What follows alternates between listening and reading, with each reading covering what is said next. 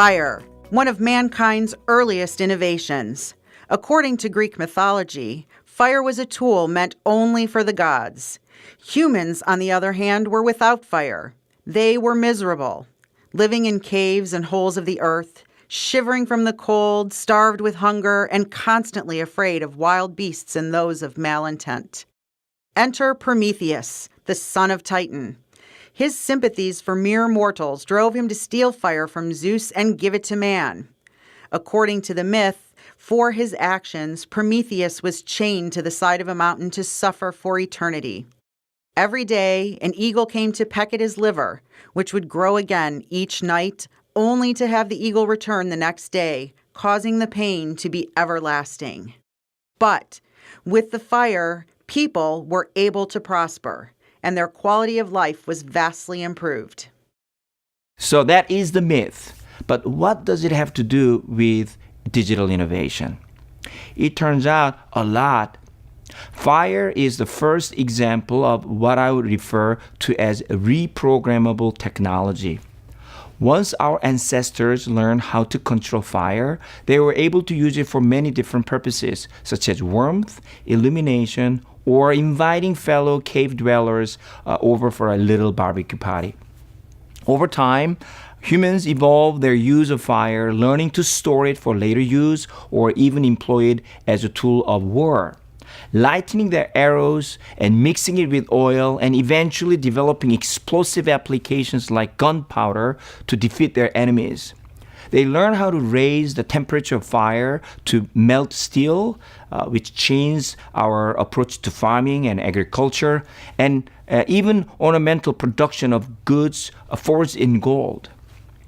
Our innovation continued with our ability to control fire, allowing us to invent the internal combustion engine, which has powered the entire modern industrialization of the last 2 centuries, as well as the most powerful and feared use of fire to date, nuclear power. So, as you can see, the history of human civilization is the history of fire. Those who control the most powerful applications of fire have ruled the world. The fire, the most fundamental force that shapes the physical world that is made up of atoms. Now today, digital technology, and more specifically computers, are the fire of our age. As fire was able to transform the physical world of atoms, digital technology are transforming the world of bits. My first computer was Apple II. It was a strange toy. Unlike any other toy, I couldn't do anything when I first got it. But soon I learned that I could do anything I want as long as I had necessary software programs. So my first software game was a Snakebite. And I could print my own calendars. I could print my birthday invite. Furthermore, I learned that I could build my own program to make the machine do what I wanted it to do. I just needed to learn how to write my own program in basic programming language. This is why Douglas Rushkoff, a media theorist and writer, calls computers an anything machine, because it can do anything we want. Of course, repurposing technology is not new or confined to the digital space. For example, I use a Coke bottle to have flowers in my office. Or people use duct tape for virtually everything, even including saving astronauts in space. Or I recently learned that I could use WD-40 to kill ants in my house. So repurposing technology for applications other than its original purpose, however ironic or crude it may be, is nothing new. We do it all the times. What is unique about computers is that they were fundamentally designed to be redesigned or reprogrammed. In other words, they do not have any inherent purpose or function other than waiting to be programmed to do something or anything. This very unique aspect of digital technology cannot be found in any other technologies. So for example, if you look around your room, most tools that you have in your room were created for a specific goals in mind. Desks are designed to support work and act as a surface for placing other objects on. Chairs are designed for sitting, TVs are designed for broadcasting video. Computers, on the other hand, have no specific purpose. They are, however, a very powerful tool and enabler, a blank slate. A juggernaut with an intrinsic power to transform our society in monumental ways, many that remain to be seen. So, let's look at some of the examples that demonstrate that power. About 10 years ago, Howard Davis Carr took a short video of his two children in England to share with their godfather in the United States. Ow! Ow, Charlie! Ow! He then posted on YouTube. Little did he know that this video would go viral and became an international sensation, being viewed over 850 million times. 850 million times. But the lifespan of the video, Charlie Bit Me, doesn't stop there.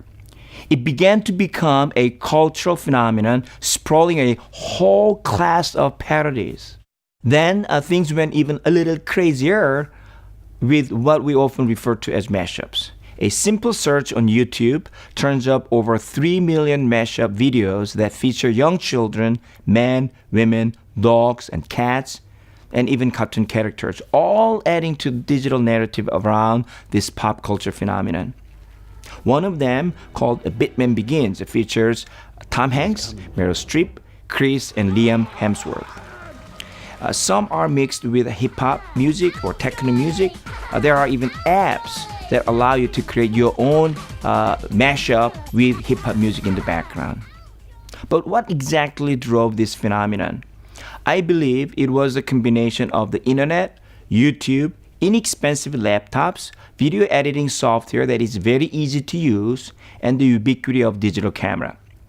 Anyone can create their own variations and upload them anytime, anywhere they want. In fact, we see this type of digital mashup every day on various social media platforms. It has completely changed the way we create and consume media. Now let's think about another example. This time, it is the history of mobile phone. The world's first mobile phone was created by John Mitchell and Martin Cooper, both from Motorola in 1973. Over time, it became smaller and came in many different sizes and shapes and form factors, some with flip cover, some had sliding motion. Then the turning point came in 2007. Steve Jobs introduced iPhone. Then all of a sudden, the phone is no longer just a phone. We use it as a navigation tool or an augmented reality wayfinder or even to deposit checks. We play games, we read books, we listen to music using our phone. It tracks our vital signs in the morning, can even start our cars remotely, or we can use it to pay for our morning coffee at Starbucks.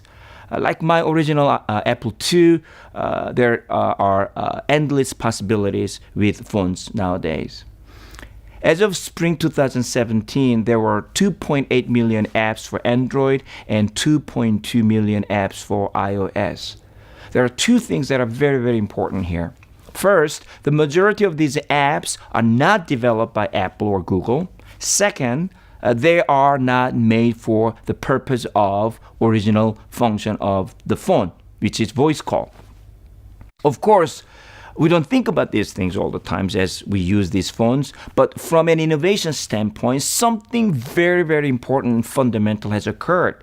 Over the last 10 years, since the invention of iPhone, we became comfortable with the idea that the majority of the innovation for the most popular product in the world is not done by Apple, but by others. Many of them, small startups or individuals, those we do not even know, and that many of these innovations are not designed to support the primary function that the name of the product indicates, voice call.